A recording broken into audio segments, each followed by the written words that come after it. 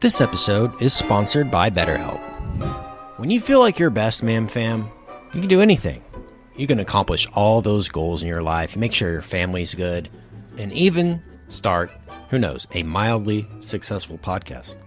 Sometimes life gets you bogged down. You might feel overwhelmed.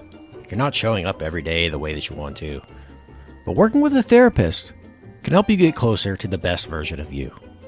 Because when you feel empowered, you're more prepared to take on everything that life throws at you. The benefits of therapy are endless. It's great to just check in with somebody who can give you some perspective on life. Make sure that you're meeting all the goals that you've set for yourself in life. So whether or not you've been in therapy, now could be the time to give BetterHelp a shot.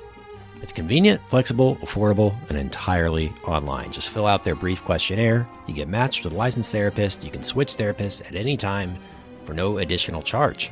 Couldn't be easier. If you want an empowered life, therapy can get you there. So visit BetterHelp.com/madaboutmovies today to get 10% off your first month. That's BetterHelp, HELP.com/madaboutmovies.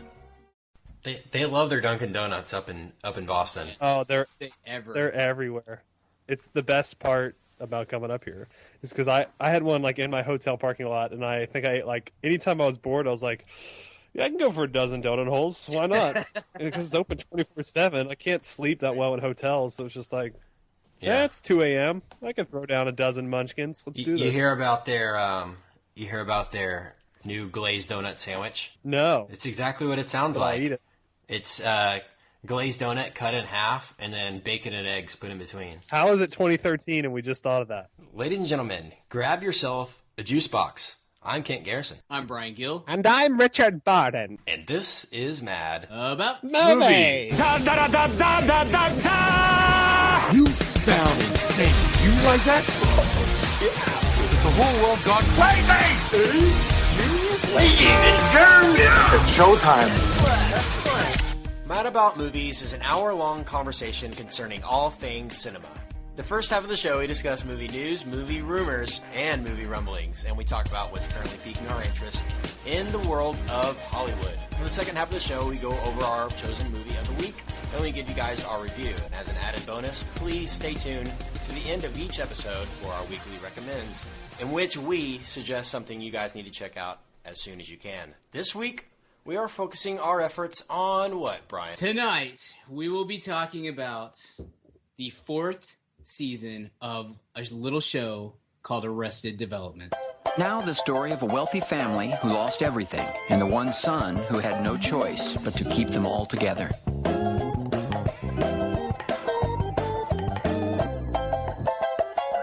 It's Arrested Development.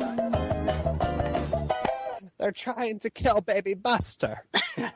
We're taking a break from a movie. Us three in this podcast, we have a lot of interests. And one of those interests just happens to be Arrested Development.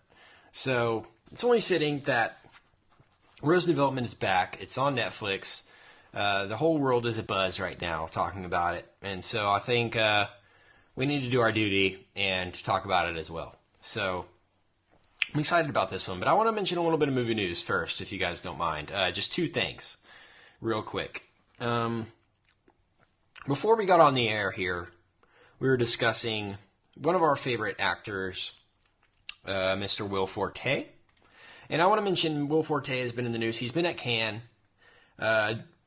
promoting what is the movie, Richard, he's promoting? Nebraska. It's called Nebraska. Okay, he's getting rave reviews for his dramatic performance in this movie, Nebraska. But he's also been getting a lot of interviews while he's over at Cannes. And he has said that as soon as he gets home from Cannes, him and his writing partners are getting in a room, locking the door, and writing the script for MacGruber 2. Yes. So, dreams do come true, guys. It is official. MacGruber 2 is happening, so ideas from MacGruber 2. Let's throw them out. Ideas, number one, my first idea is obviously space. But my second, I have a great, I haven't even told Brian, I haven't even told you this week. So, sweet. So we got life insurance at my work. And for those of you who know me or don't know me that just listen to the podcast, I don't really have any what do you call it, family, Right. and so I'm kind of a lone wolf. I was very close to my mother, who's passed away, so I'm kind of I've got some aunts and uncles that I'm reasonably close with, but none so much as that I don't have anyone I would leave my life insurance to, right? So I was trying to figure out what to do. Because let's be honest, you're gonna die young. So I'm gonna die pretty quick. Like right. Let me put it to you this way: for dinner tonight, I went and got a hamburger, a hot dog, and fries, and a Coke from Five Guys, and ate it in about 3.5 seconds. So I'm a ticking time bomb at this point. Yeah. So I left. So I was talking with the person with whom I left the money. And I said, "Here are your instructions. I want you to have it's not. I don't even know what the money is, but I said I want you to, and I'm deadly serious. I want you to just light me on fire, however cheaply you can do it, and just incinerate me in the ashes.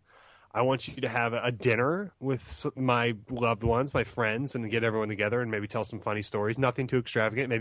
Maybe like Chili's or something like that. Something classy. And then I want you to spend the rest of the money on the MacGruber 2 Kickstarter. So whatever it is, 50 grand, 100 grand, I want to be a producer on MacGruber 2. And I want you to look me in the eye and promise me that I don't care about charity. I don't care about your student loans. And they agreed. So, anyway, so who's devoted now to MacGruber 2?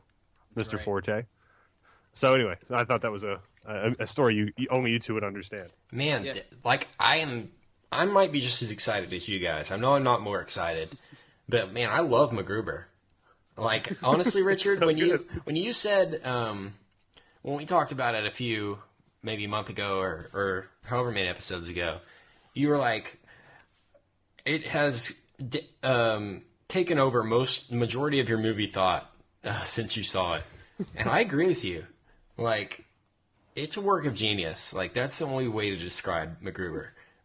Every single line is hilarious. Every single line of that movie is funny. Yes.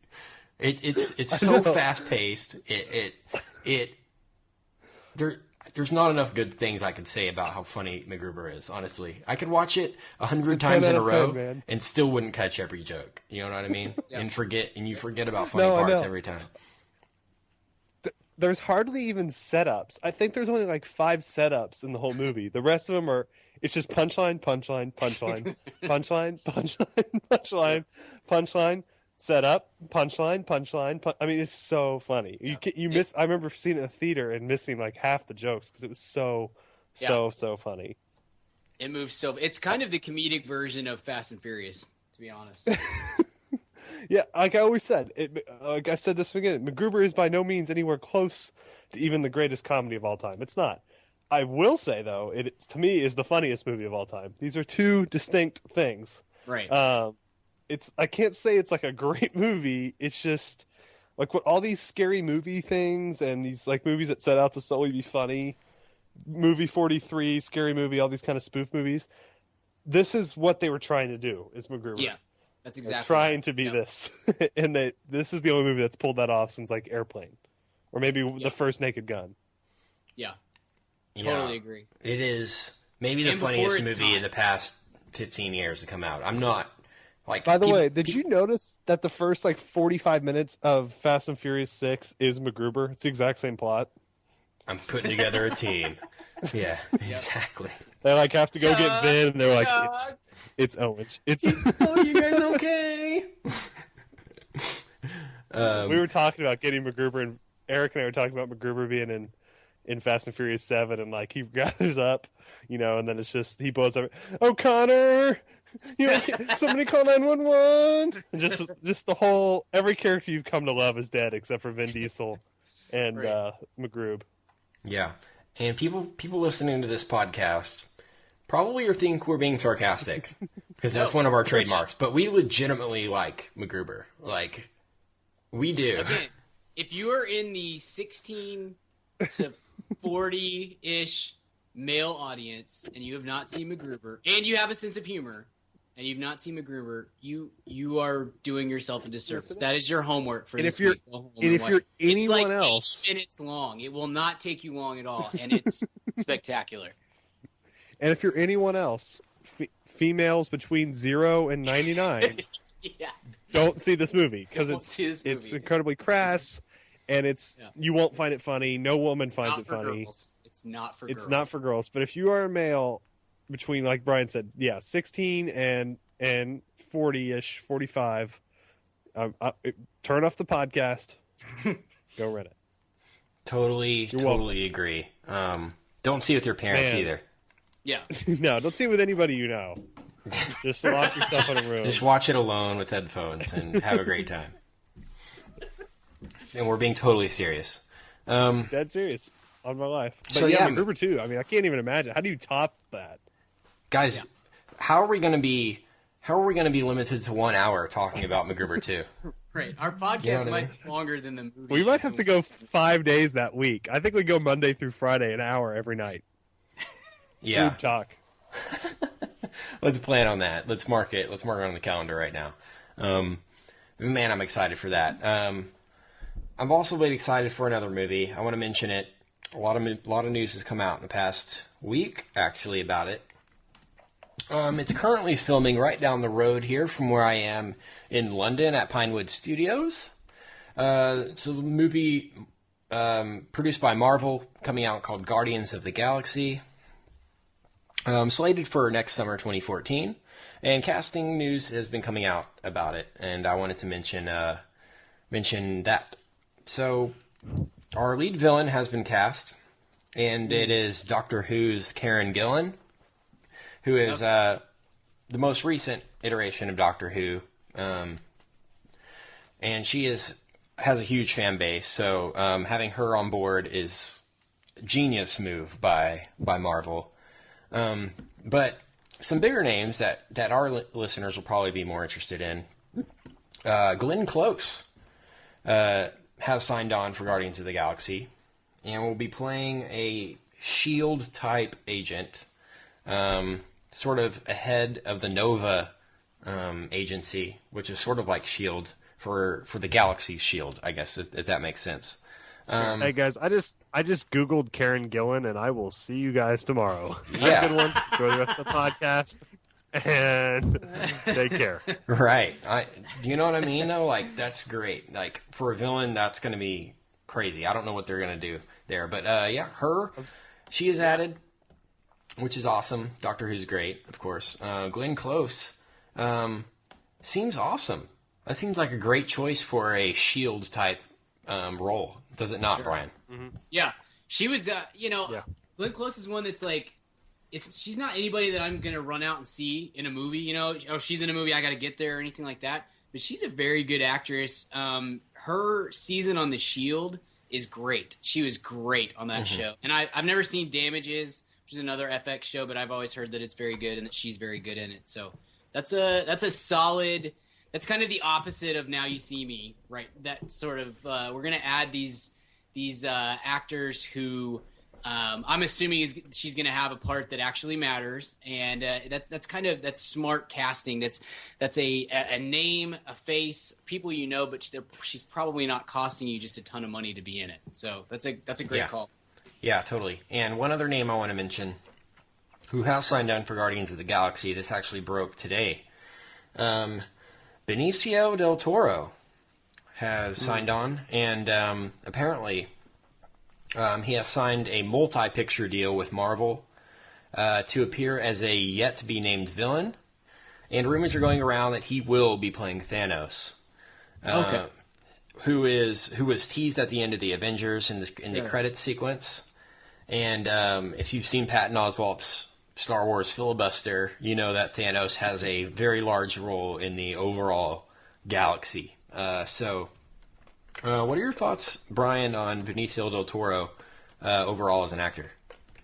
I think he's a very, very, very talented actor. I'm glad to see him take something like this because it ended up being for the best because Benedict Cumberbatch was great. But he was initially cast, I believe, or at least was offered the opportunity to play the John Harrison role in Star Trek. And I think Del Toro is a guy who I feel like comes off as somebody who maybe takes himself too seriously, and isn't able or isn't willing and able to do movies that are gonna put him in the spotlight, if that makes sense. He just kind of, he seems like he is desperate to be in significant movies and avoids these sorts of movies like Guardians of the Galaxy and so far. So anyway, I think that he's a very good actor, and I'm excited to see him play something in this sort of blockbustery type movie. Yeah, I agree. That's it's exciting. I mean, that's all I can say is Marvel hasn't let us down yet. You know what I mean? And we're getting Chris Pratt, we're getting Zoe Saldana, we're getting Karen Gillan, we're getting Glenn Close, we're getting Benicio del Toro, and a yet to be named actor for Rocket Raccoon, who, right. I mean, it'll be a big name. It'll be a Jim Carrey type name for that. So, man, this movie is shaping up to be really exciting. I know I've mentioned it a ton of times, but I mean, I think it deserves to be talked about because, I mean, it might be, you know, the next big series from Marvel. We'll probably end up talking about, you know, a trilogy of these. So, we'll see where we go from here. But it seems like Marvel has a plan, and they're sticking to it. And you got to trust Mr. Feige because he's the mastermind behind all this, really. I know Joss Whedon gets a lot of credit, but Kevin Feige is the guy who hired Joss Whedon. So we'll see there. Anything else you guys want to mention from movie news before we get into our little Rants and Raves segment? No, let's delve into it.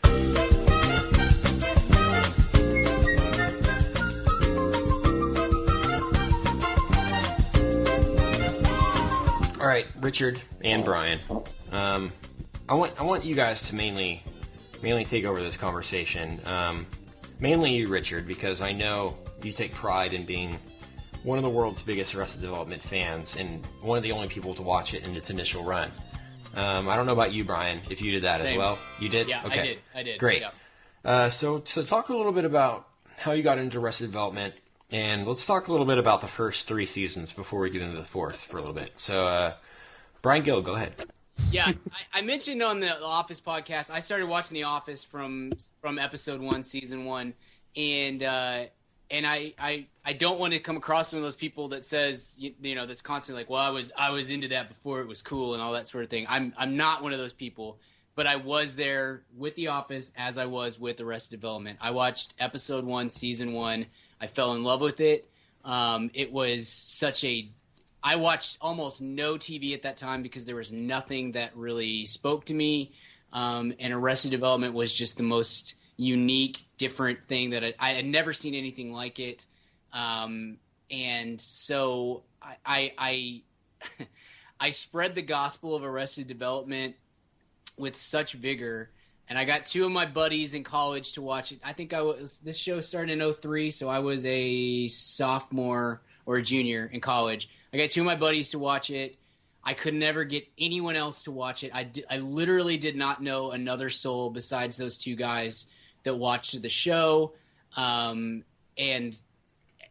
since then, since getting out of college and all that, I have done everything I can to get my friends to watch this show, and have succeeded time and time again. And time again, people come back and say, man, I can't believe I didn't watch, I'm mad that I didn't watch that when it was on. I can't believe I had never watched it before.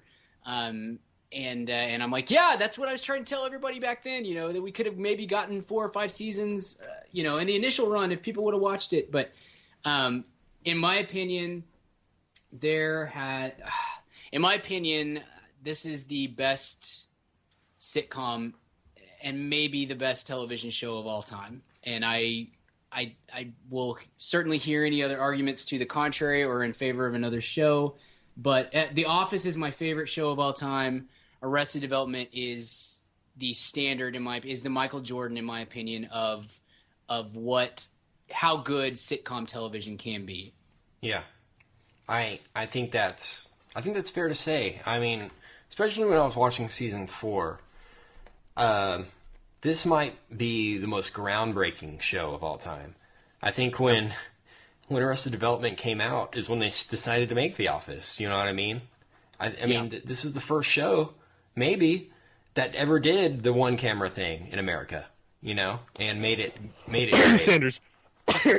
That's Well, besides the obvious, I'm talking like in the past 20 years. Well, actually, Larry Sanders was 90s, but I'm talking since 2000. So there's this new whole echelon of TV comedy that Arrested Development brought upon us. So Richard, tell me a little bit about how you got into the show and why you got into the show.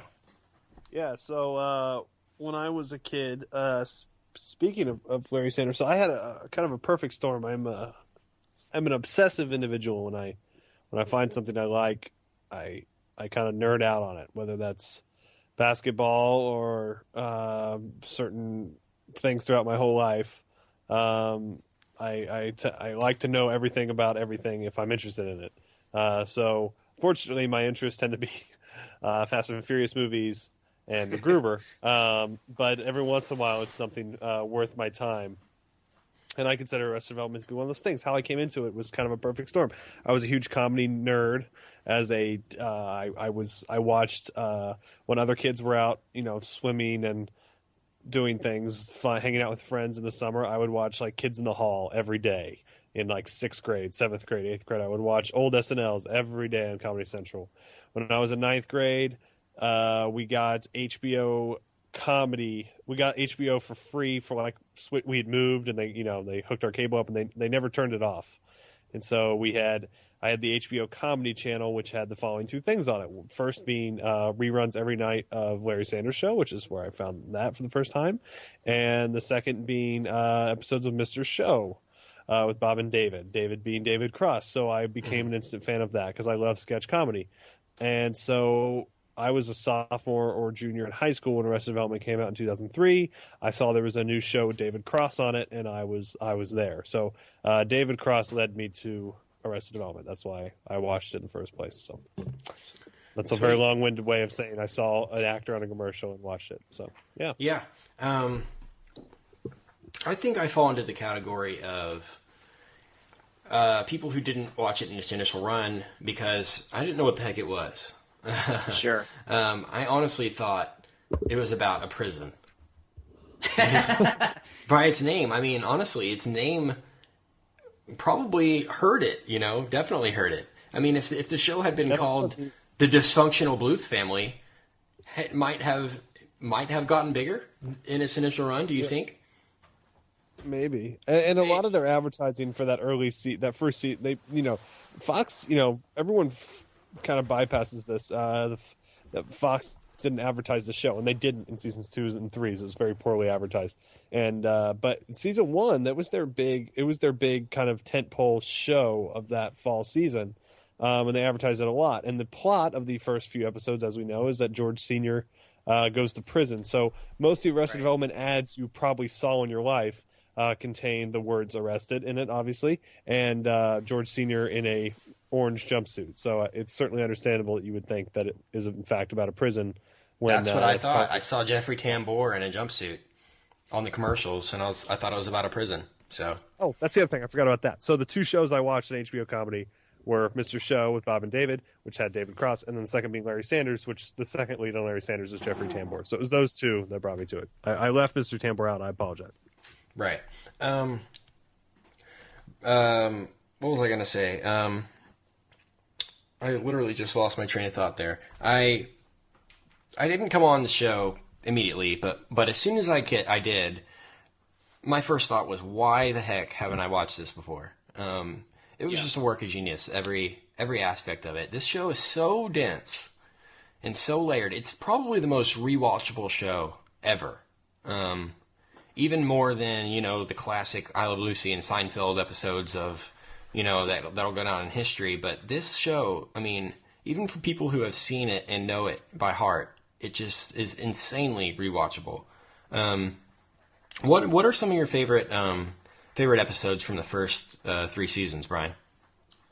Oh man, unlike unlike a show like The Office, where it took me some time, but I could pick out my 25 favorite episodes. I watched all 3 seasons in about a 2 or 3 week span leading up to the season 4 release. And I honestly can pick out some of my like favorite moments, but like the show runs together and I mean that in the absolute best sense. It runs together to where it really does feel like it's 53 episodes long, and it feels like that's just one story. You know what I mean? Like there's so little of the show that is self-contained, and I think that's obviously I think that's part of its genius. I also think that's part of why it struggled to find an audience, because if you miss like the first like 3 episodes, and when it started in 2003, we were still more in that mode where DVR was not a thing. You either watched or you didn't watch. People tuning in, if they tuned in and caught like the 4th episode, I don't think they'd have any idea what was happening, because there's so much that ties into what happened previously. So all that to say, I honestly could not tell you a favorite episode from any of the first 3 seasons, because they are just, to me,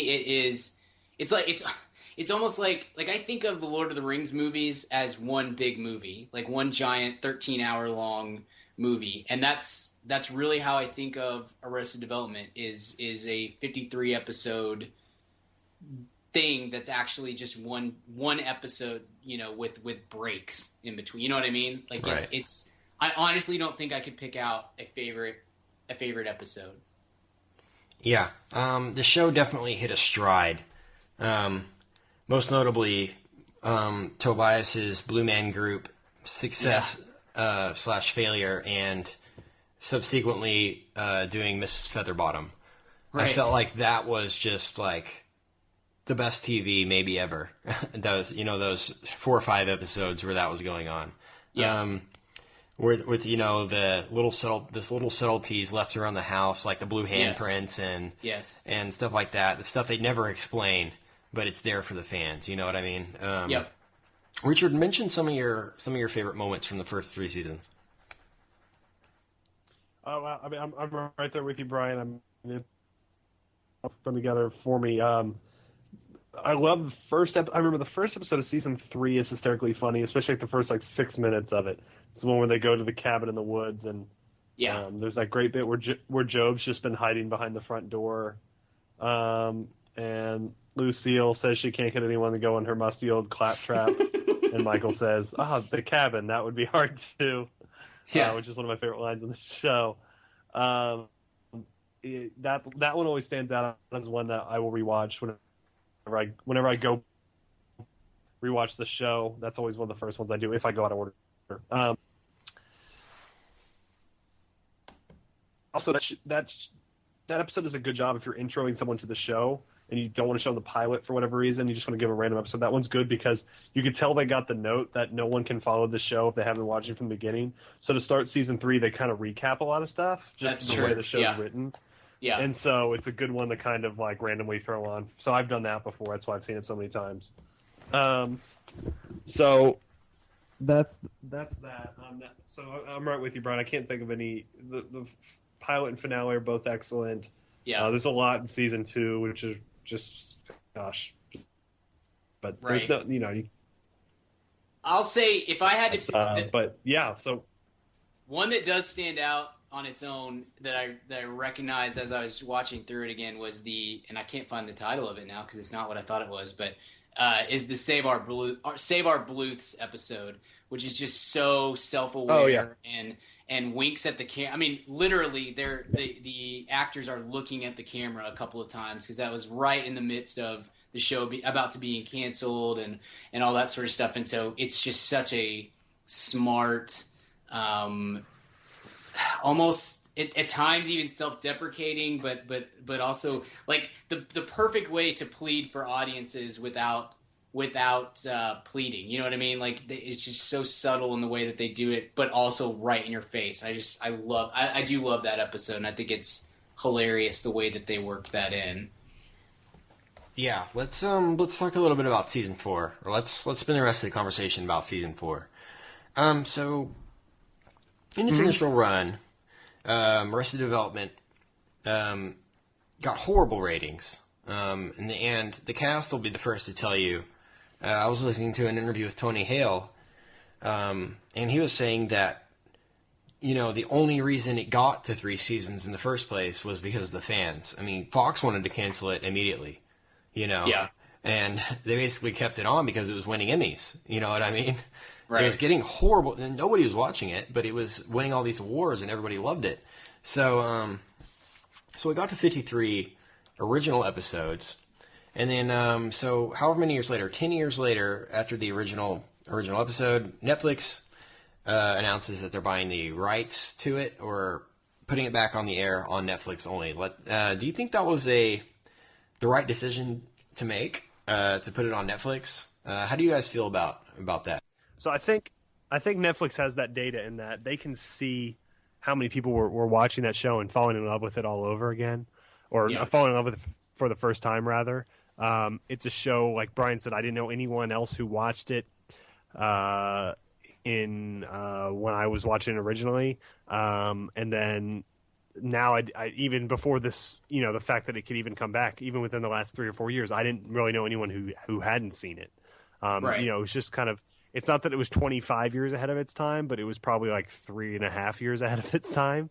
Yeah. And Netflix really afforded people that chance to catch up at their own pace. It's the perfect forum for that. It's great to watch on a computer because it's not that astounding visually. It's just, it's shot digitally. It looks great on a computer. It's no big deal. So it's great for that. So many people have, the word of mouth in that is huge. So they probably had the data that, like, look, we're getting X amount of original watchers on this every month. What if we're looking for original programming? People love this show, and it's not a cult thing anymore. Or if it is a cult thing, this is a sizable cult. Right. And let's do this. So I think they wouldn't. I don't think it was a risk. A lot of people seem to think it was a risk. I don't think Netflix makes that risk. I think they have that data that they have this many fans on it, this many streams a day of this show from this many computers. Let's make some more of these. Mm-hmm. Yeah. My one complaint. I love Netflix. I'm the first to tell you that I'm obsessed with Netflix. But my one complaint is that I want to own these. I want to own this on DVD.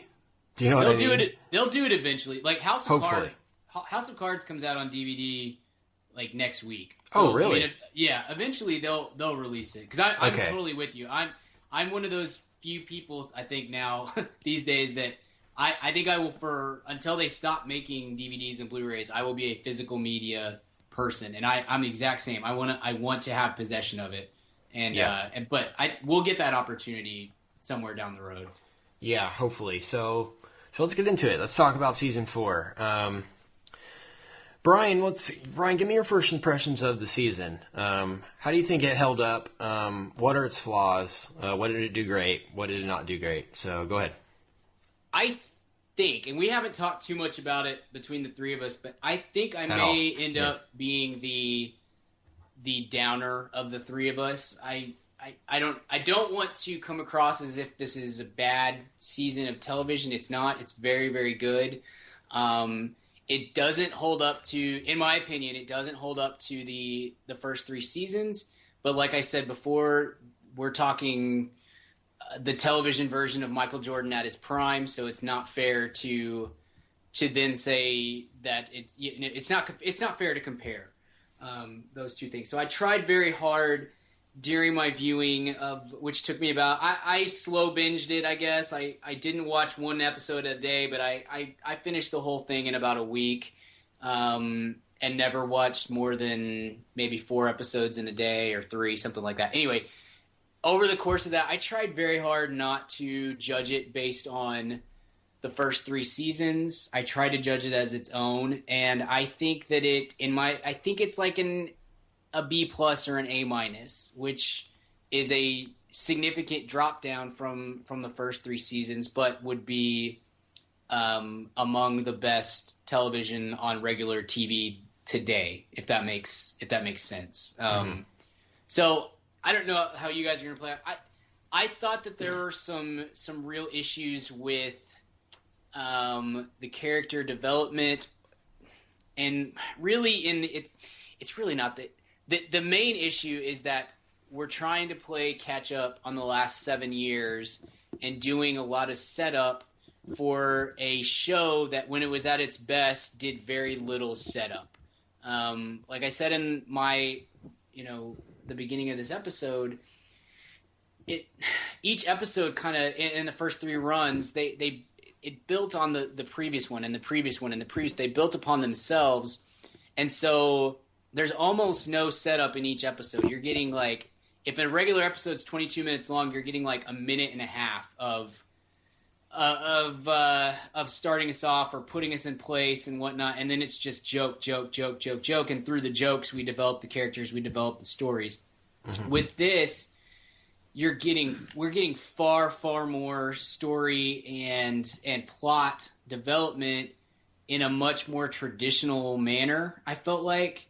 And I hate complaining when I don't have a solution. I don't know what the solution to that would have been, other than to just say, we're going to start this 7 years after the Bluth, or after season 3 ended, and we're only going to spend 1 episode on catch up, and then we're going to develop our own plot. I felt like the whole year, the whole 15 episodes was spent doing more to catch up with what's been happening than what's happening currently, and that is a little bit off-putting as it goes. And as such, because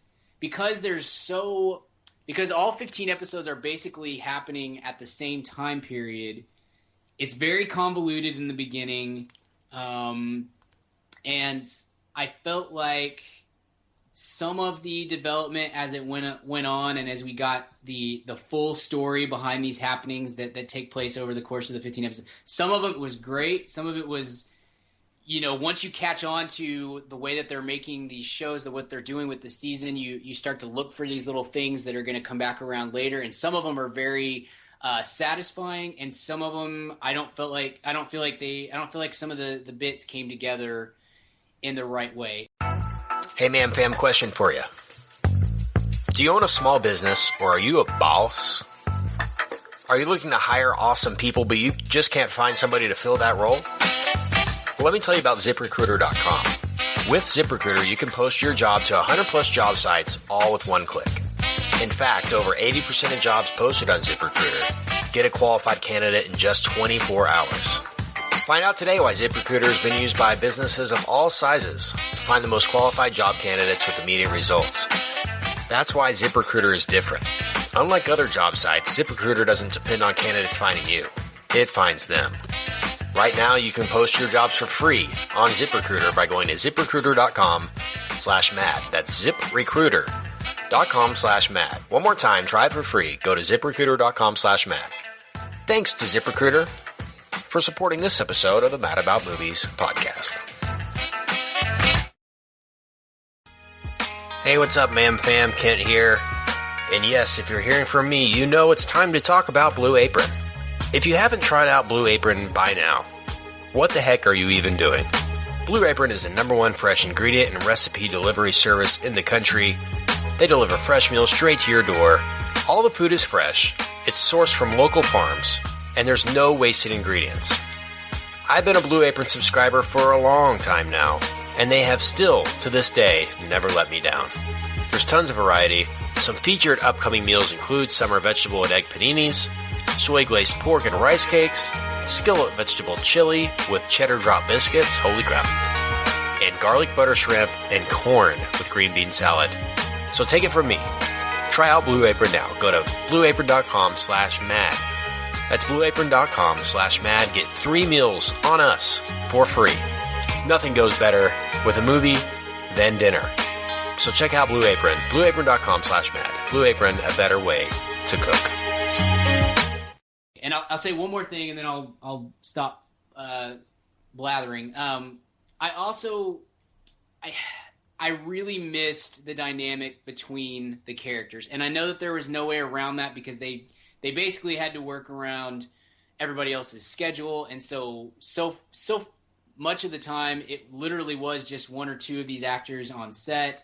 They're not working off of each other, and I think that's that is really missing in in this fourth season from what was in the first three seasons. Because I think these characters and the actors that play them feed off of each other so well, almost like no other show I've ever seen, and that is sorely missing, in my opinion, from the fourth season. Yeah. Great points. Richard. Okay. I think it's the greatest thing ever made. No. No, I'll say this though. So like Brian, when I first started watching it, it takes a little bit to adjust. It looks very similar to the original show visually, but it's just a little bit off. Like you can tell it's just a new camera or something, it's in HD, which I don't believe the original show was, things like that. So at first I was kind of annoyed by it. I watched the first couple and was kind of bummed. Oh no, they changed, and then it got I trucked through and I kind of started getting the development of, pun intended, of how they were gonna do it, and then you start seeing characters in the background from when they were in the foreground earlier. There's that cool bit where they show that same thing of Tobias doing that stupid dance 8 different times from every possible angle. Yeah. That's just so brilliant. And there's a lot of things like that where you see people in the background. Get away. Yeah, I have to say, I don't know if I enjoyed it as much. I don't think it's as funny as the original. It's very funny, but I don't think it's funny as the original 3 series. It is, to me, more impressive. Yeah, I think it's really, really brilliant the way they wrote it. The way they obviously had some obstacles in production, like having to get people together. I thought they worked around that brilliantly. I am honestly in awe of this season as far as the way they pulled it off. Just from a narrative standpoint, even if this was a drama, I'd be impressed. The way everything ties together, a web. That's better than even Mad Men does sometimes. It was really astounding the level of writing on this. If Brian, I would be with you. Honestly, this might be my favorite season of the show, just because it's so impressive. Wow, I do agree. I do it's agree so with dense. You, though. It's so. It is, like you said, Richard, it's just a work. When I was watching it, when I was thinking about the writing, I was like, how did they write this? How do you begin to even think of this, doing this chronologically like they did? You know what I mean? It's it's so impressive. So, sorry, Richard. No, you're fine. No, it's what was I going to say? Now you've ruined my train of thought. No, it's just unbelievable the way they wrote it, the way they produced it. If this was the end game, Brian, I would be more with you in that, okay, we waited 10 years for this. Now all we do is play catch up. But the way the show ends and the way they've talked about wanting to do a movie, this, you have to think of it as these 15 episodes are that catch up. This is the catch up before maybe the big reveal. Right. This is the final countdown or whatever. So that makes me like it more. I mean, this is a bridge between either the original series and a movie or the original series and a new series. I kind of hope it continues as a serialized thing on Netflix. I'd be fine with that. Actually, I would prefer that to a movie, actually, because I think it works best like that. So, so as sort of that bridge series, and the degree of difficulty on this is a 45 out of 10. Mm-hmm. And the fact that they pulled it off even relatively, obviously Lindsay's face looks weird when it's supposed to be right after, the season 3 ended, and there's some continuity errors, but those are all kind of given with a wink, and that's fine. I was so in awe of this season. I like Brian. I'm with you. I didn't enjoy it maybe as much as the original, just from a laugh standpoint and a comedy writing, but from just a narrative writing standpoint, I'm in awe of it. Yeah, I can't. I know. I'll let you go and just say I totally agree with you. I'm 100%. I'm very impressed with the way that they were able to do this and the obstacles that they had to work around and the way that it went down.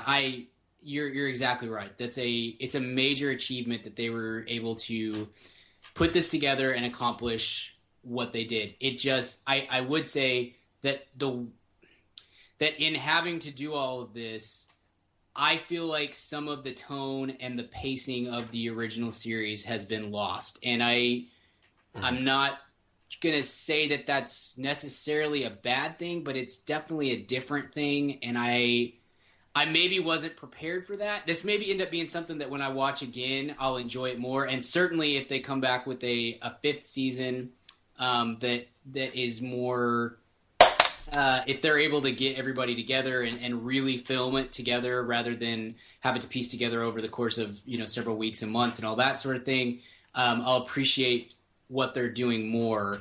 I really missed the pacing and the tone of that original 3 seasons, and I don't feel like any show on television gets that right in the same way that Arrested Development did. 30 Rock was pretty close. 30 Rock, I think, is the closest thing to Arrested Development on that stuff, but even that was, to me, is far different. So I was hoping for that. I wanted that, and that's not what the show is, and that's okay. I'll get over it.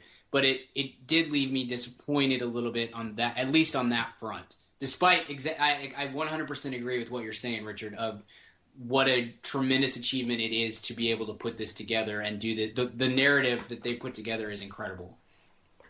Yeah, what were your thoughts?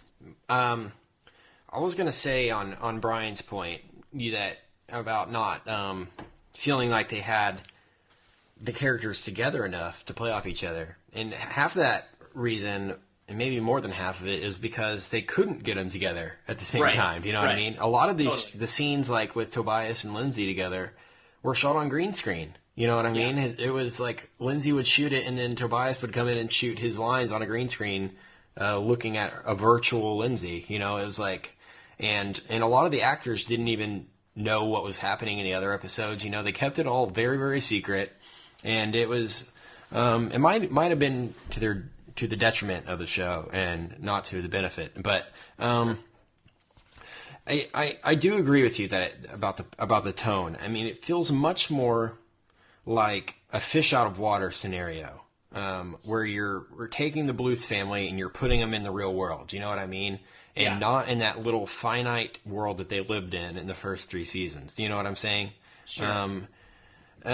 So I don't know if I really liked each character getting their own episode scenario. I mean, there were definitely moments that were great. I loved most of it, but there were some, like, particularly Portia de Rossi's episode.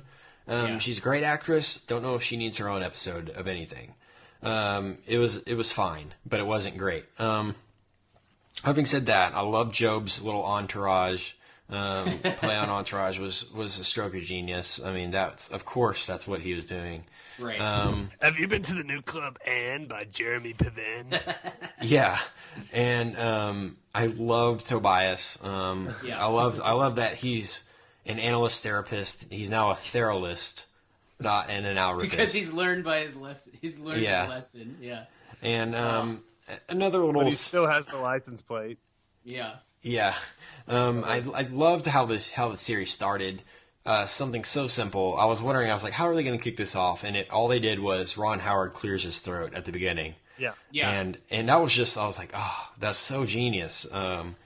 And I liked Kristen Wiig as young Lucille. I mean, that's perfect. All the guest stars. Man, this show is known for having some crazy guest stars, but I mean, they took it to the next level in season 4. I want to mention, just from season 1 through 3, some of the great guest stars.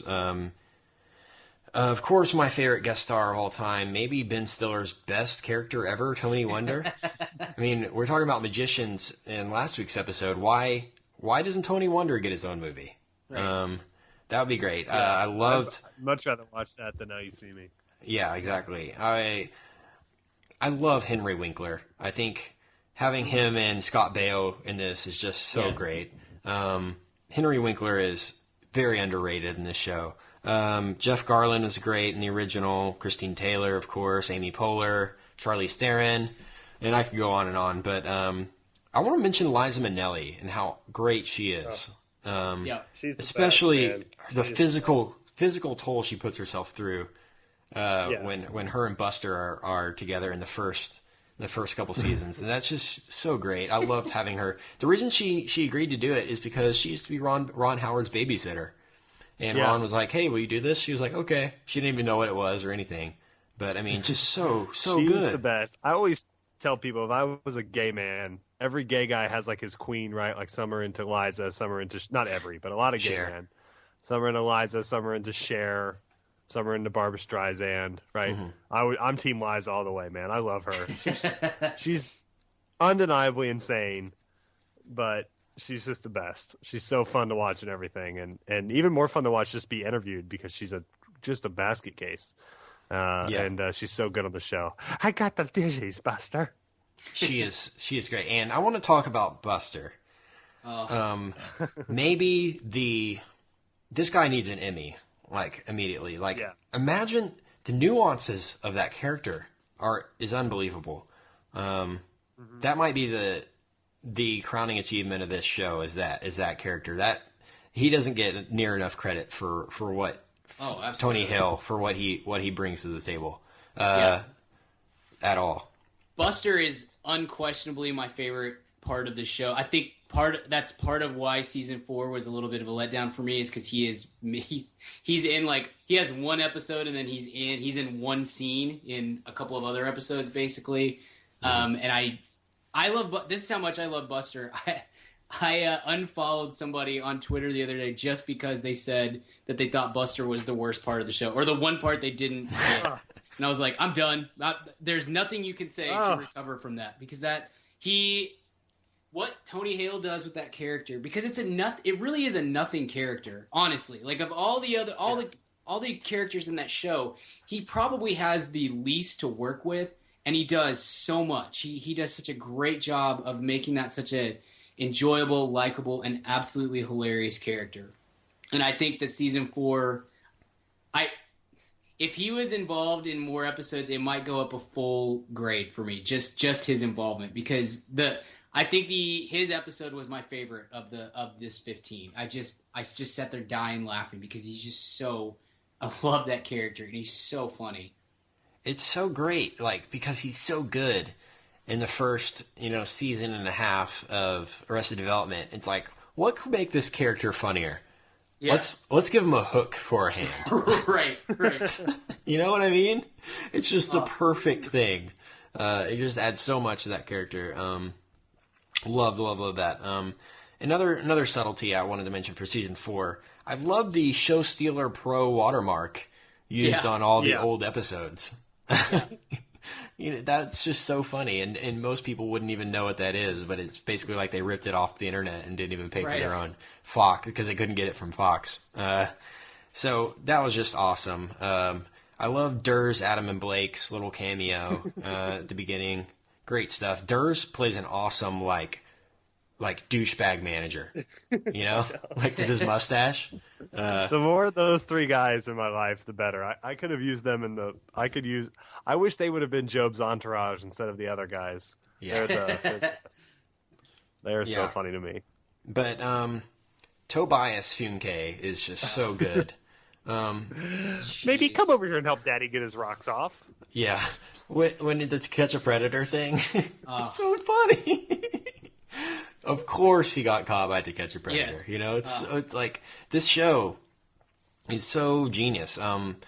Michael Cera is actually was one of the writers on season 4. So hats off to Michael Cera for kind of, I guess, steering the ship in the right direction on this. And I have to say I really liked him and Maybe's continued dynamic.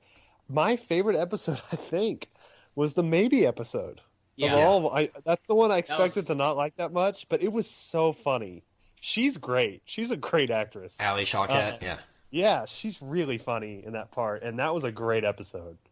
Yeah, that was top 3 for me. It was Buster and the Tobias episode with the Catch a Predator and the Maybe episode. I thought they were the best ones. Yeah. Yeah, gosh, that episode was her whole story and how they kept unveiling how they were all going to India. And then I saw the Tobias one coming a little bit, but then hers was just the fact that she was also on that trip. And then I honestly did not recognize her as that shaman. So when they revealed that, because the whole time I was like, who is that? They look familiar. I thought it was going to be some celebrity. But the fact it was her, I somehow I missed that completely. So the joke worked perfectly on me. That's good. I caught it right off the bat, and I was mad that I did because I think it would have been a better joke if I hadn't realized it as early as I did. But because that was a great bit and a great way to get them all in the same place. Oh man, smart stuff. Terry Crews also awesome. Oh yes, Terry freaking Crews, man. That's kind of the Buster Hook of the show. Like, hey, we've got the greatest show of all time. How can we make it better? Well, we could throw Terry Crews in for about 6 episodes. Yeah. Like, awesome. I'm in. Why not? Yeah. He's so good. He's gold in everything he's ever done. Oh, yeah. Totally. I wanted to mention my favorite episode might be Job's episode. Just because I love the Simon and Garfunkel Sound of Silence. Yeah. Every now and then. I loved him at his own wedding with the final countdown playing and like him on the cross. Yes. Like trying to make a joke out of that was just so great. And I love the roofie circle he got himself in. Yeah. Where he's just taking roofie after roofie after roofie. Okay, we're burying the lead here. Yeah.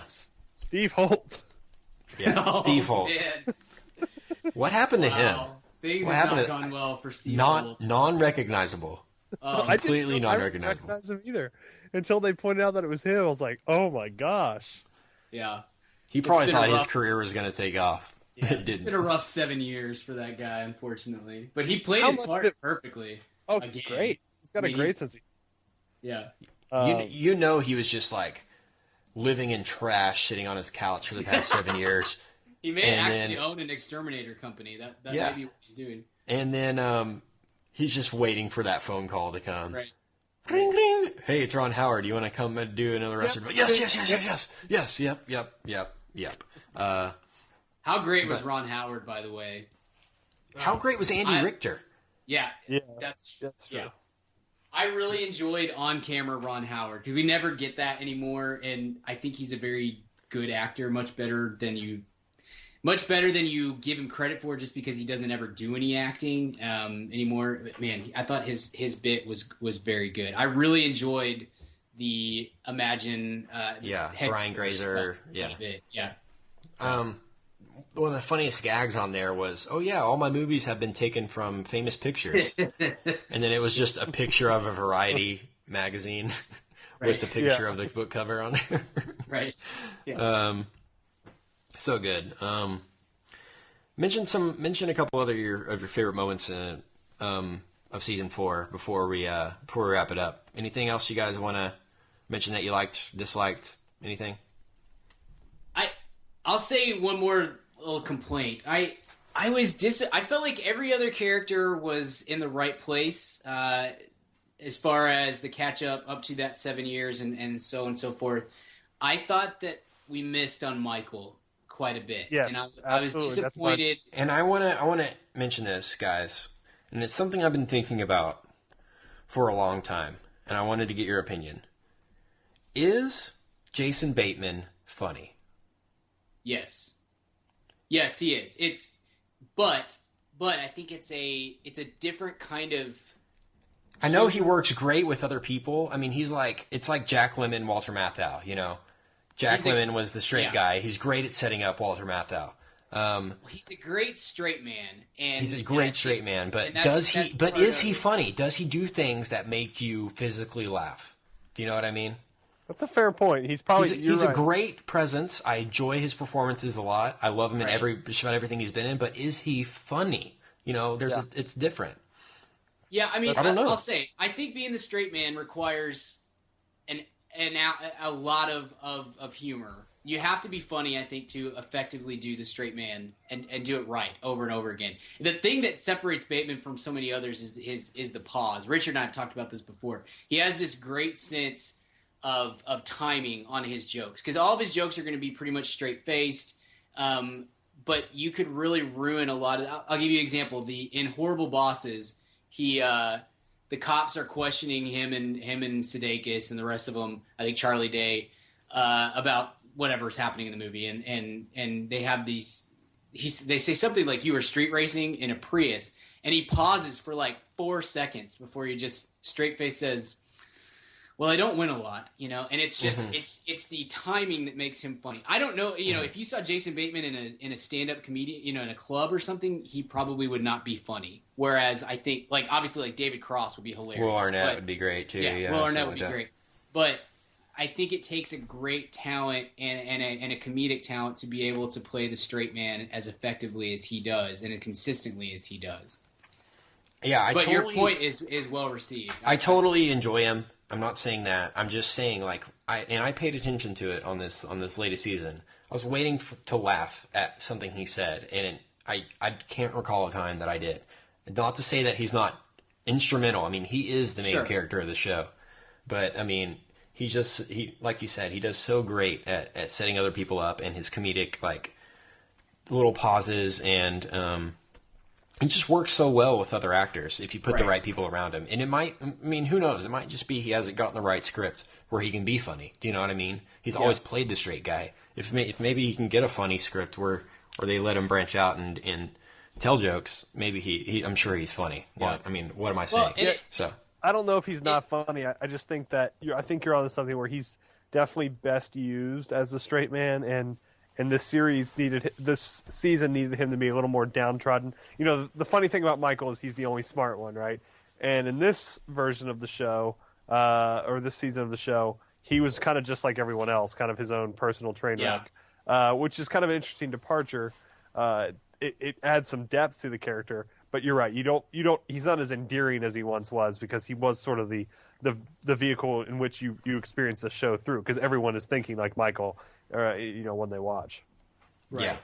Well, and he almost comes off as desperate at times too, and very sad. And I just felt like that it missed, and it may just be kind of a blend of what you're saying there, Kent. It may just be that there are certain characters on this show and the actors that portray them that are going to be geared more towards this one-off, one episode where it's all about this character, and maybe Michael is just not that character, which is surprising given that he is the main character of the show. But you're right, he feeds off of those other guys so much.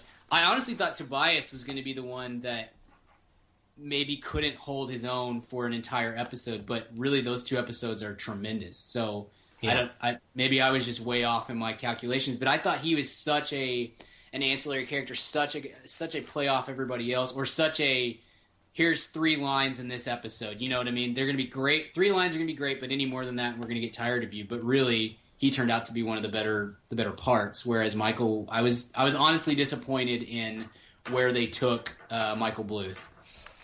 Totally agree.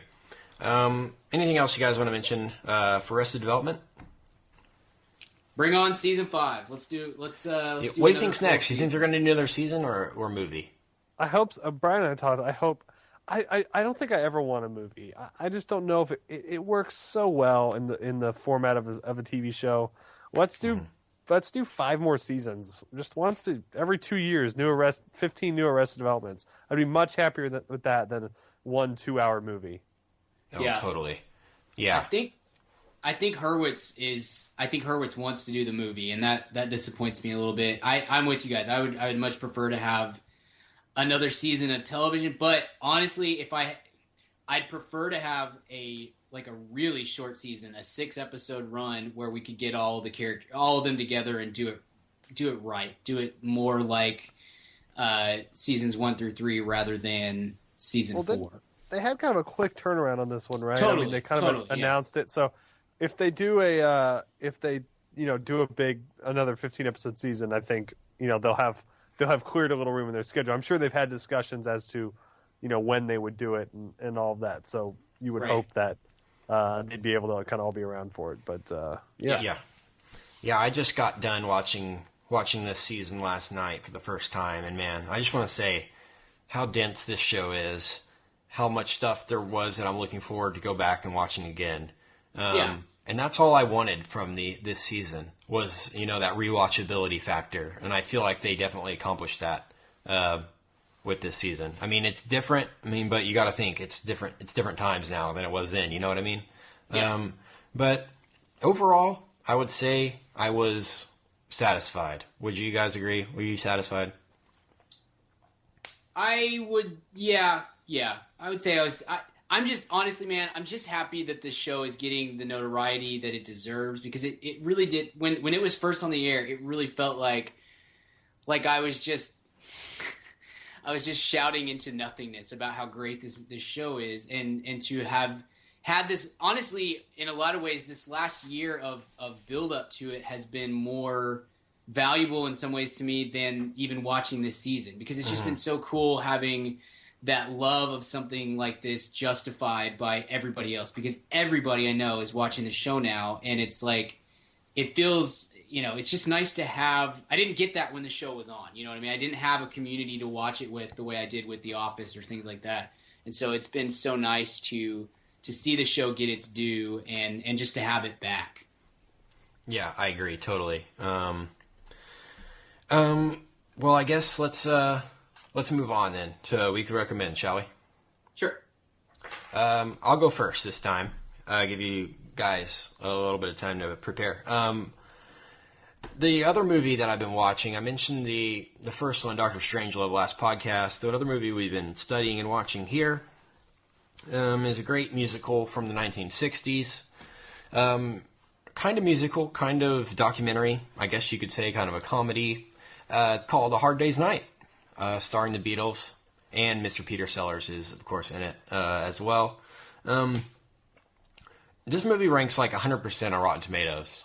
It is one of the maybe the defining moments of the 1960s, 1964 when it came out. Roger Ebert, before he died, he said it was his number 2 musical of all time, behind Singin' in the Rain. Wow. It's just a great, time in American history that this movie represents. It's nothing serious. It's literally the Beatles. Girls chasing them around and them being silly and playing music, and it's just a good, fun time. And it just reminds you of that time in American history in the 1960s when they, sort of came about, and the revolution that they brought with them, and the music that they shaped for decades, and probably even, centuries to come. So, if you haven't seen Hard Day's Night, check it out. Everyone needs to see it at least once, I think. So that's my week recommend for this week, Hard Day's Night. Now, Brian, Kent, those Beatles you're talking about, are they actual Beatles? Yeah, I'm not familiar. I don't know. You don't?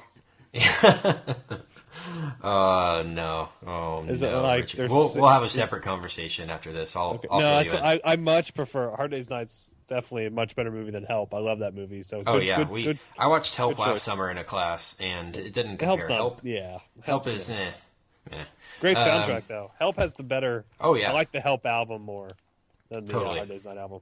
Yeah, sorry. Absolutely. Go ahead, Brian.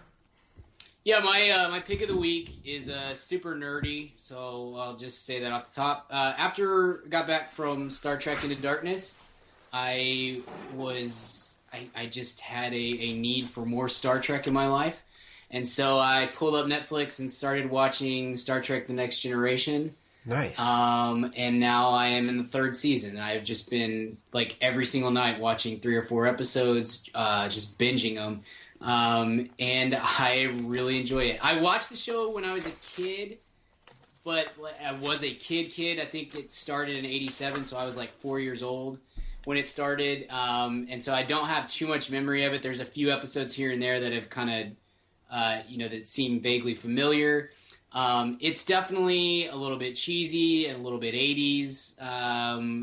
But I've been very surprisingly, satisfied with the plots that they go through, the various storylines that they're working with in each episode. It's a sci-fi fan's dream, just from what they go from one episode to the next. And sometimes the execution is not all that great, but the setup is always, or almost always, just really, really good. And I'm always just very interested in what kind of conundrum the crew of the Enterprise is going to find itself in, and doesn't get enough credit in my opinion. But Patrick Stewart as Jean-Luc Picard is just awesome. He's so good. Even when the show is at its cheesiest, Picard is just a baller, and Patrick Stewart really really brings it on that. So I've probably watched 50 or 55 episodes in the last week or two, and have really thoroughly enjoyed it. So I'm gonna, and they're all on Netflix. 7 seasons. I think there's like 177 episodes or 6 seasons, something like that. So recommend Star Trek: The Next Generation. Yeah, I always thought, I mean, Leonard Nimoy has been in the first, I mean, these last 2 Star Trek, J.B. Abrams films. If they can work in a little bit Picard, I mean, that'd be great. You know what I mean? Right. I know it exists in a different canon, I guess, if you will, maybe. But more Patrick Stewart, the better, definitely. Yes. Richard, go ahead. I did a movie last week. I'm going to do another book this week. My favorite kind of fiction writer, my favorite fiction writer, modern fiction writer, is a guy named Martin Amis. And I just, on this trip I'm on, picked up his first book, which is called The Rachel Papers, which they made a movie out of in the 80s. I haven't seen, though. But it's an incredible book about, like, teenage romance. It's a very American story told through a very British man. The Rachel Papers by Martin Amis, it's a wonderful kind of teen angst. If you're a male, I would assign this along with Catcher in the Rye and, maybe Goodbye Columbus, books like that are kind of mandatory adolescent reads, and I think this is definitely one of them as well. So that's it. The Rachel Papers by Martin Amis. Sweet. Brian Gill, where can I find you online? I'm on Twitter at bgill12, or you can find my writing at canbabiesdrinkredbull.com. Richard Barden. You can find me at Richard Barden on Twitter or at richardbarden.com. And Kent, where might I find you? You can find me on Twitter at Kent Garrison. You can find the show online at madaboutmoviespodcast.com. Find all our old episodes and find our contact info and all that stuff on that website, madaboutmoviespodcast.com. Anything else you guys want to mention before we get out of here? Nope. We'll see you guys next week. I'm excited for Man of Steel. That's what I'll say. And that's coming up soon. For sure. Well, until next time, we will see you at the cinema. Goodbye. See you. Goodbye.